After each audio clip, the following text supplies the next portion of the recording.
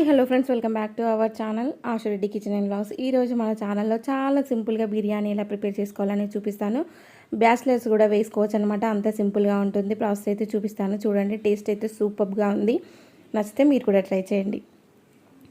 First అయితే ఇలా chicken 2-3 సార్లు కడిగేసి ఇందులో కొంచెం సాల్ట్, అలాగే కారం, ఇంకా అల్లం వెల్లుల్లి పేస్ట్, పసుపు, ఇంకా గరం మసాలా, బిర్యానీ మసాలా, అలాగే ఇందులోనే మనం ముందుగా కట్ చేసి పెట్టుకున్న పచ్చిమిర్చి, అలాగే కొత్తిమీర, పుదీనా, ఆనియన్స్, ఇంకా ఒక 2 లెమన్స్ పిండుకోండి, టేస్ట్ బాగుంటుంది. నేనైతే ఒక 2 లెమన్స్ అయితే పిండాను.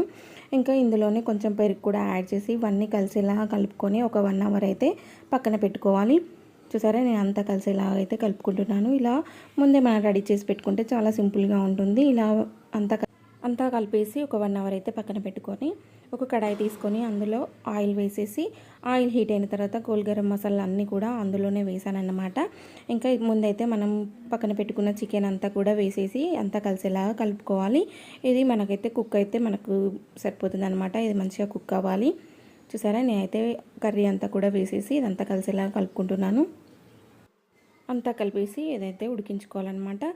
చూసారా, ఇలా ఉడికిన తర్వాత మనమైతే ముందుగానే రైస్ పెట్టుకొని, రైస్ ఒక 80-90% ఉడికిన తర్వాత ఇలా చికెన్ అంతా కూడా ఉడికిన తర్వాత దీనిపైన వేసుకోవడమే. చాలా సింపుల్ అండి.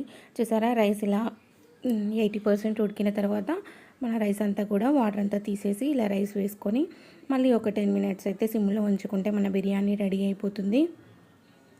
మనకు పొడి పొడిగా ఉంటేనే బాగుంటుందన్నమాట, మరీ మెత్తగా కుక్ అవ్వకూడదు. చూసారా, ఇలా అంతా కూడా వేసుకొని పైనుండి అయితే మీకు కొత్తిమీర, పుదీనా మళ్ళీ వేసుకొని ఇంట్లో కొంచెం కలర్ యాడ్ చేసుకొని పైనుంచి కొంచెం బిర్యానీ మసాలా కూడా యాడ్ చేసుకొని ఒక 10 మినిట్స్ అయితే సిమ్లో ఉంచుకోవాలి. చూసారా, గ్యాస్ ఆఫ్ చేసిన తర్వాత మన రైస్ అయితే చూసారా ఎంత బాగా ఉడికిపోయిందో, చాలా బాగుంటుంది. ఇంకా నేను చల్లారిన తర్వాత కూడా చూపిస్తాను, చూడండి.